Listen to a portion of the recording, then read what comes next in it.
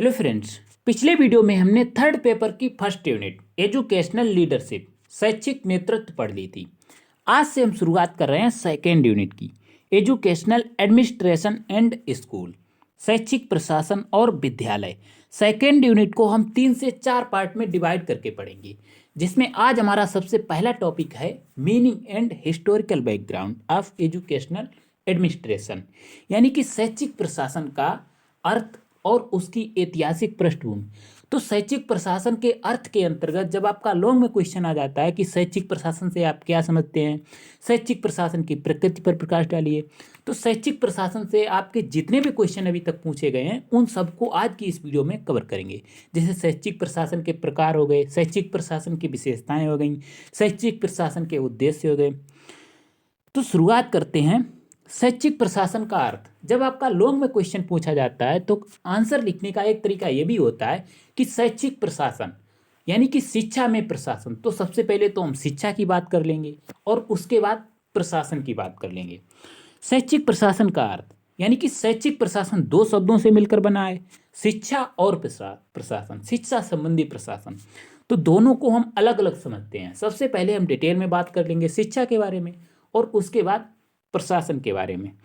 तो शिक्षा का अर्थ, शिक्षा को अंग्रेजी में एजुकेशन कहते हैं और एजुकेशन की शब्द लैटिन शब्द एडुकेटम से हुई है और एडुकेटम लैटिन भाषा के 2 शब्दों से मिलकर बना है, ई और ड्यूको, जहां पर ई का अर्थ होता है अंदर से और ड्यूको का अर्थ है बाहर निकालना।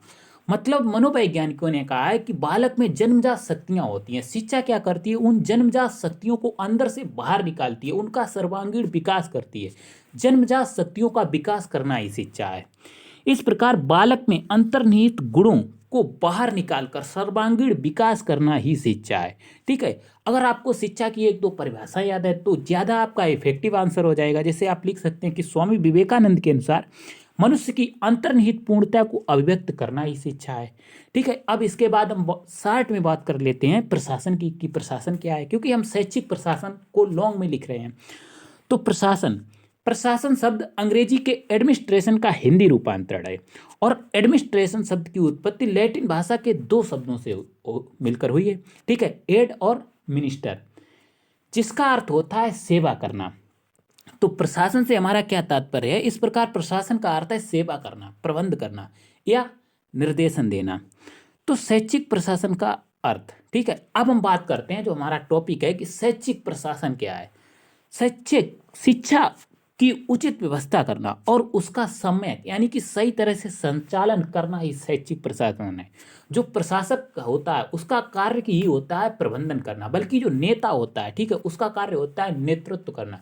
नेतृत्व जो है लोगों पर ध्यान केंद्रित करना होता है, लेकिन जो प्रशासक होता है वो किसी भी चीज़ों का प्रबंधन करता है। ठीक है, उसका काम होता है प्रबंधन करना। ठीक है, सिस्टम को सही तरह से चलाना। तो शिक्षा की उचित व्यवस्था करना और उसका सम्यक संचालन करना ही शैक्षिक प्रशासन है। शैक्षिक प्रशासन शिक्षण अधिगम प्रक्रिया को अर्थपूर्ण, उपयोगी एवं प्रभावपूर्ण बनाता है। ठीक है, शैक्षिक प्रशासन के द्वारा ही शैक्षिक प्रक्रिया शिक्षा जो है शिक्षण अधिगम प्रक्रिया सुचारू रूप से चलती है और विभिन्न शैक्षिक क्रियाकलापों में समन्वय स्थापित करता है शैक्षिक प्रशासक। ठीक है, शैक्षिक प्रशासन। शैक्षिक प्रशासन की परिभाषाओं की बात करें तो फॉक्स, बिस एवं रफनर के अनुसार कि शैक्षिक प्रशासन एक सेवा कार्य है जिसके द्वारा शैक्षिक प्रक्रिया के उद्देश्यों की प्राप्ति प्रभावशाली ढंग से होती है। दूसरी परिभाषा है मुखर्जी ने क्या कहा है कि शैक्षिक प्रशासन भौतिक साधनों एवं मानवीय संबंधों तथा सभी प्रकार के लोगों के साथ काम करने के प्रबंध से संबंधित है।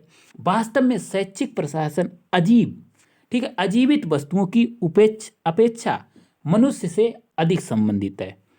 अब बात करते हैं शैक्षिक प्रशासन की विशेषताओं की। तो शैक्षिक प्रशासन शैक्षिक लक्ष्यों की प्राप्ति में सहायक होता है। जो भी शैक्षिक लक्ष्य निर्धारित होते हैं, ठीक है, शैक्षिक प्रशासन के द्वारा उनको आसानी से प्राप्त किया जाता है। ये व्यक्तियों एवं समाज की प्रगति में सहायक होता है, क्योंकि शैक्षिक प्रशासन के द्वारा शिक्षा प्रक्रिया सुचारू रूप से चलती है। जब शिक्षा प्रक्रिया सुचारू रूप से चलेगी तो वहाँ का समाज प्रगति करेगा। तो शैक्षिक प्रशासन व्यक्तियों एवं समाज की प्रकृति में भी सहायक होता है, प्रगति में भी सहायक होता है। इसके अलावा शिक्षा संबंधी कार्यक्रमों को प्रोत्साहन देना भी शैक्षिक जो है प्रशासन का कार्य है। शैक्षिक प्रशासन के द्वारा ही संस्था में भौतिक संसाधनों की व्यवस्था होती है। जो प्रशासक होता है उसका ये दायित्व होता है कि जो संस्था में भौतिक संसाधनों की कमी को पूरा करना। ये शिक्षक, छात्र, अभिभावक, कर्मचारी आदि में समन्वय स्थापित करता है, सहयोग की भावना स्थापित करता है। ठीक है, दोनों में बातचीत होती है शैक्षिक प्रशासन के अंतर्गत। अभिभावक हो गया, कर्मचारी हो गया, छात्र हो गया, शिक्षक हो गया, सभी में। तो शैक्षिक प्रशासन छात्र, अभिभावक, कर्मचारी आदि में समन्वय स्थापित करता है। अब इसके बाद शैक्षिक प्रशासन के उद्देश्य, एम्स ऑफ एजुकेशनल एडमिनिस्ट्रेशन। शैक्षिक प्रशासन का संबंध शिक्षा संबंधी सामग्री एवं साधन आदि के एकत्रित करने से तथा उनके समायोजन से है। शैक्षिक प्रशासन के प्रमुख उद्देश्य निम्न प्रकार हैं। पहला उद्देश्य क्या है कि शिक्षा को समाज उपयोगी बनाना, समाज के लिए उपयोगी शिक्षा को बनाना। दूसरा है बालकों का चरित्र निर्माण करना। ये आपके हेडिंग्स है, जब आप लॉन्ग में लिखेंगे तब आपको इनको एक्सप्लेन कैसे करना है। जैसे पहली हेडिंग को मैंने एक्सप्लेन किया है कि शिक्षा को समाज के लिए उपयोगी बनाना, तो इसमें हम भूमिका कैसे रखते हैं कि सामाजिक जो शिक्षा है एक सामाजिक प्रक्रिया है जिसके द्वारा बालक का सर्वांगीण विकास किया जाता है, और शिक्षा प्रशासन के, शैक्षिक प्रशासन के द्वारा ही शिक्षा प्रक्रिया को समाज की आवश्यकताओं के अनुसार संचालित किया जाता है। यानी कि जो शिक्षा है वो समाज की आवश्यकताओं की पूर्ति करती है। सामाजिक क्रियाओं और सामाजिक अनुभवों को स्थान दिया जाता है। इस प्रकार शैक्षिक प्रशासन के द्वारा शिक्षा को समाज उपयोगी बनाया जाता है। जो सामाजिक आवश्यकताएं शिक्षा को उसके अनुसार बनाया जाता है। तो शैक्षिक प्रशासन के द्वारा शिक्षा को समाज के लिए उपयोगी बनाया जाता है। इसी तरह बालक का चरित्र निर्माण करना। ठीक है, ये आपके हेडिंग्स हैं, इनको आप एक्सप्लेन कर सकते हैं जब आप लॉन्ग आंसर लिख रहे हैं तब। शॉर्ट में लिख रहे हैं तो आपको ऐसे ही लिखा रहने देना है। शिक्षा प्रक्रिया को सुचारू रूप से संचालन करना, शैक्षिक संसाधनों की प्रगति हेतु निर्देशन करना। ठीक है, जो प्रशासक होता है वो शैक्षिक संस्थाओं की हमेशा प्रगति के लिए कार्यरत रहता है। शैक्षिक उपलब्धियों को प्राप्त करने में सहायता देना। इसके अलावा छात्रों का सर्वांगीण विकास करना। ठीक है, चौमुखी विकास करना जो है प्रशासक का कार्य होता है। त्याग एवं बलिदान की भावना का विकास करना छात्रों में। कर्तव्यों के प्रति उत्तरदायित्व की भावना का विकास करना। ठीक है, ये शैक्षिक प्रशासन के उद्देश्य हैं। अब इसके बाद जो है शैक्षिक प्रशासन की प्रकृति। ठीक है, शैक्षिक प्रशासन की प्रकृति पर प्रकाश डालिए, ऐसे आपका क्वेश्चन पूछ लिया जाता है। Nature of educational administration.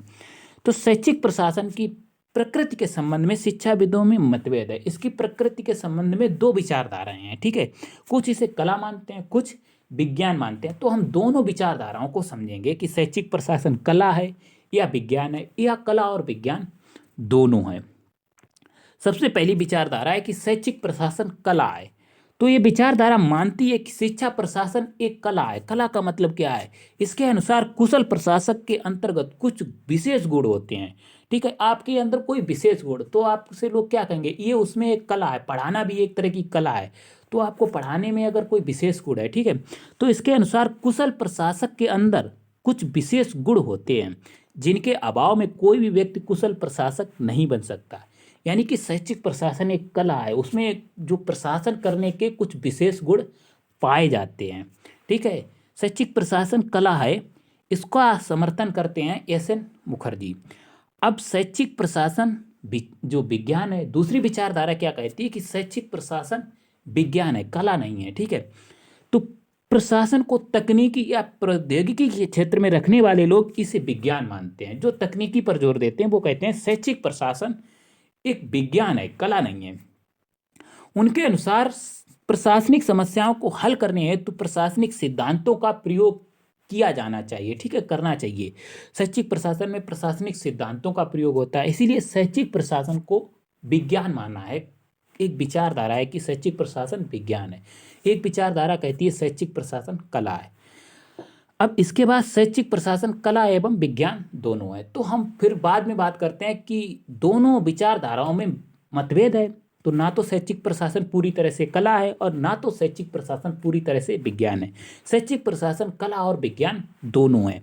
शैक्षिक प्रशासन ना तो कला है ना ही विज्ञान है, केवल विज्ञान ही अपितु। ठीक है, शैक्षिक प्रशासन ना तो कला है और ना ही केवल विज्ञान है, अपितु कला एवं विज्ञान दोनों है। शैक्षिक प्रशासन मानवीय व्यवहारों के अनुभव और कौशलों का ज्ञान कला से प्राप्त करता है और प्रशासनिक नियमों एवं सिद्धांतों का ज्ञान विज्ञान से प्राप्त करता है। ठीक है, इसी तरह हम कह सकते हैं कि शैक्षिक प्रशासन सिद्धांतों एवं व्यवहारिक स्थितियों में कला और विज्ञान दोनों ही है। ठीक है, अब इसके बाद शैक्षिक प्रशासन की ऐतिहासिक पृष्ठभूमि, मीनिंग एंड हिस्टोरिकल बैकग्राउंड पहली हेडिंग है, तो उसमें हमारी ऐतिहासिक पृष्ठभूमि अब हम पढ़ेंगे। Historical background of educational administration.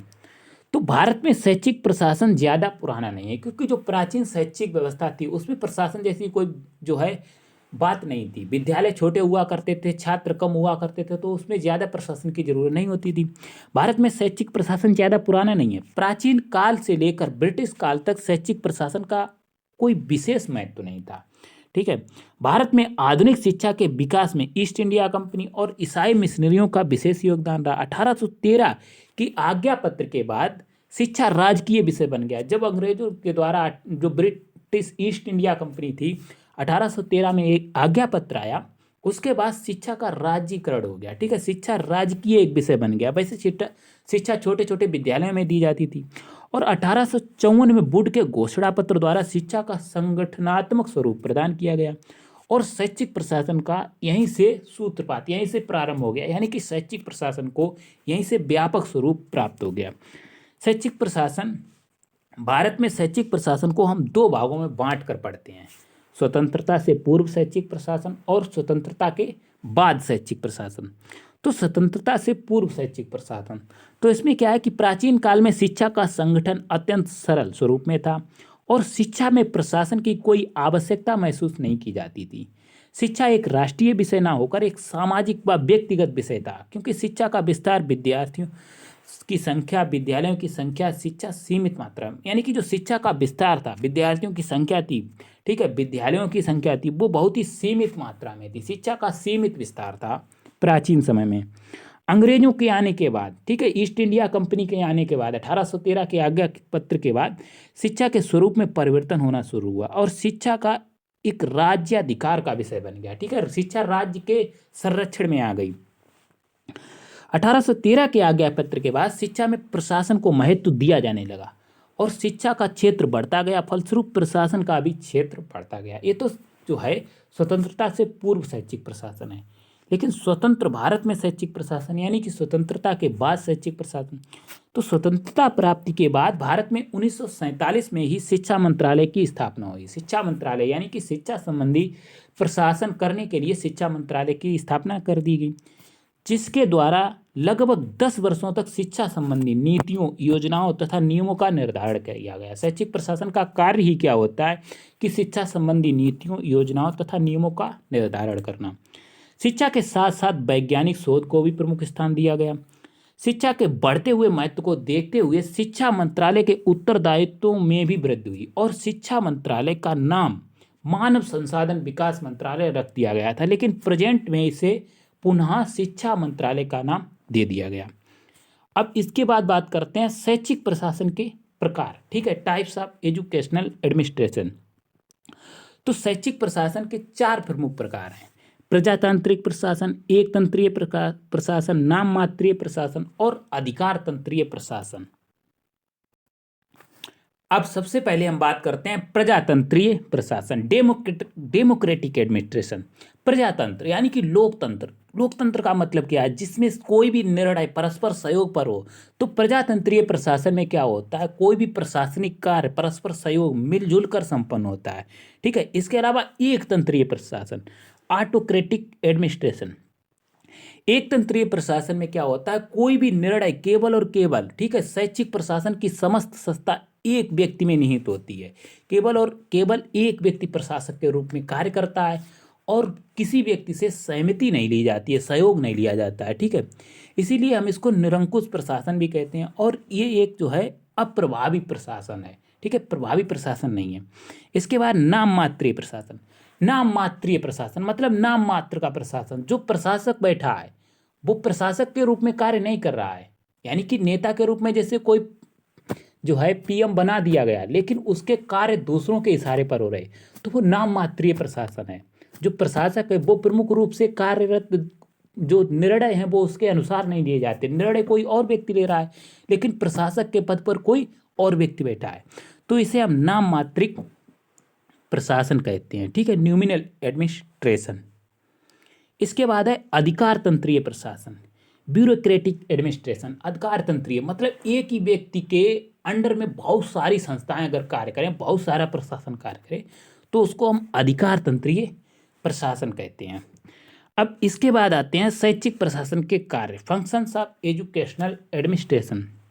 तो जो आपकी विशेषताएं हो गई, उद्देश्य हो गए, कार्य हो गए, तो इनमें कुछ हेडिंग्स आपको कॉमन मिलेंगी। शैक्षिक प्रशासन शिक्षा एवं शैक्षिक संस्थाओं के प्रशासन से संबंधित होता है। शैक्षिक प्रशासन का अर्थ ही है शिक्षा से संबंधित प्रशासन, जिसका प्रमुख उद्देश्य शैक्षिक लक्ष्यों की प्राप्ति करना है। शैक्षिक प्रशासन के प्रमुख कार्य निम्नलिखित हैं, ठीक है। नियोजन करना, प्लानिंग करना, कोई भी शैक्षिक प्रक्रिया है, ठीक है, शिक्षा संबंधी कोई भी कार्य है, तो सबसे पहले शैक्षिक प्रशासन का कार्य है उसकी जो है योजना बनाए, नियोजन करे, ठीक है, प्लानिंग करे। इसके बाद संगठन करना, यानी कि प्लानिंग तो हो गई, जो शिक्षा संबंधी यानी कि शैक्षिक संसाधन है उनका संगठन करना, ठीक है। इसके अलावा निर्देशन करना, समन्वय करना, नियंत्रण करना, मूल्यांकन करना।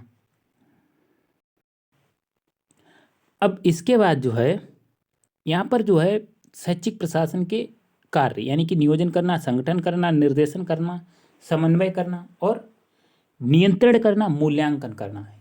तो शैक्षिक प्रशासन में यही आपकी जो इम्पोर्टेंट हेडिंग्स थी पूरी खत्म हो गई हैं, ठीक है। यहाँ पर शैक्षिक प्रशासन पूरी तरह से समाप्त हो गया। उम्मीद है आपको वीडियो पसंद आई होगी। आपको ये वीडियो कैसी लगी आप कमेंट बॉक्स में ज़रूर बताइएगा। यदि वीडियो पसंद आए तो प्लीज़ वीडियो को लाइक करें, अपने दोस्तों के साथ ज़्यादा से ज़्यादा शेयर करें और हमारे चैनल को सब्सक्राइब करें। Thanks for watching.